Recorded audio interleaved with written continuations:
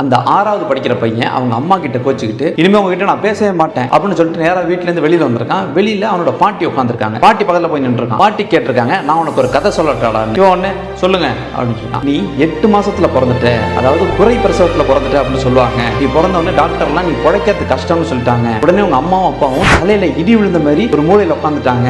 இருந்தாலும் உன்னை கொண்டு போய் இன்குபேட்டர்ல வைக்கிறது, திருப்பி கொண்டு வர்றது அப்படின்னு 2 பேரும் 10 நாள் அலைஞ்சிக்கிட்டே இருந்தாங்க. அப்ப டாக்டர் என்ன சொன்னார்னா, உங்க புள்ள பிழைக்கிறதுக்கு ஒரு 10% வாய்ப்பு இருக்கு அப்படின்னு சொன்ன உடனே நேரா வீட்டுக்கு எடுத்துட்டு வந்துட்டாங்க. எடுத்துட்டு வந்ததுல இருந்து நீ 2 மாசம் கழிச்சு தான் கண்ணு முழிச்ச. அந்த 2 மாசம் வரைக்கும் உங்க அம்மா தூங்குனதே கிடையாது. நைட்ல பகல்ல ஒரு 2 மணி நேரம் உங்க அப்பா கிட்ட கொடுத்துட்டு அவங்க தூங்குவாங்க. அதோட நீ எப்ப சத்தம் போடாம இருந்தாலும் உனக்கு ஹார்ட் பீட் இருக்கா அப்படின்னு உங்க அம்மா கேட்டுக்கிட்டே தான் இருந்தாங்க. அப்படி அவளை சிரமப்பட்டு உன்னை காப்பாத்தணும் உங்க அம்மா கிட்ட தான் நீ இப்படி பேசிட்டு வந்துட்டு இருக்க அப்படிங்கறத மறந்துடாத அப்படின்னு சொன்ன உடனே அதை கேட்டுட்டு இருந்த இந்த பையன் அழுக ஆரம்பிச்சிட்டான். நேரா வேகமா ஓடி போயிட்டு அம்மா காலை இறுக்கி பிடிச்சிட்டு அழுதுட்டே இருந்திருக்கான். அப்ப அவங்க அம்மா கேட்டிருக்காங்க, என்னடா வேகமா பேசிட்டு போயிட்டு இப்போ வந்து எதுக்குடா காதை கட்டி பிடிச்சிட்டு அழுதுட்டு இருக்க அப்படின்னு இருக்காங்க. இவன் விடாம அழுதுட்டே இருந்திருக்கான். அந்த அம்மாவோட மனசு மாறி அவனை வாரி அணைச்சிக்கிட்டாங்க.